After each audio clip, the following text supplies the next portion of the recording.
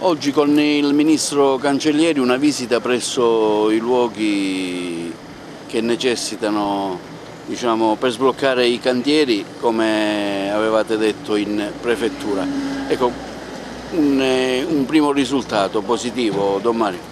Più che positivo, perché stiamo continuando nella tabella di marcia e negli impegni che erano stati richiesti e che il Vice Ministro sta dimostrando con coerenza di mantenere. Siamo sul tratto della 640 km 14 che ci è stato detto adesso dall'ANAS per il giorno 9, il giorno del prossimo incontro in prefettura, sarà completato e aperto al traffico.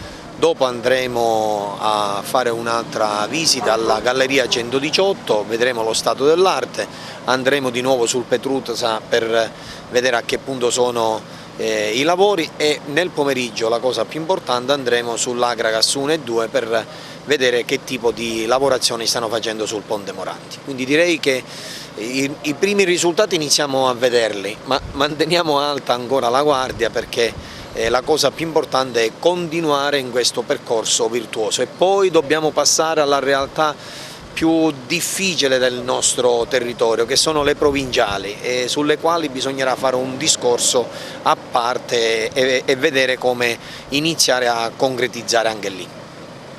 No, io dico solo una cosa, che dal primo momento in cui ci siamo insediati, che la nostra priorità è stata quella di far concludere l'emergenza isolamento ad Agrigento. Prima c'era il Ministro Toninelli, adesso c'è Giancarlo Cancellieri, per fortuna, che viene qui non solo per responsabilizzare i lavoratori e l'azienda ANAS, ma anche per risolvere i problemi più immediati. Quindi dico semplicemente una cosa, che da qui alla fine del nostro mandato noi avremo un Agrigento con le sue principali infrastrutture complete che ci permetteranno di essere raggiunti facilmente da Palermo e da Catania.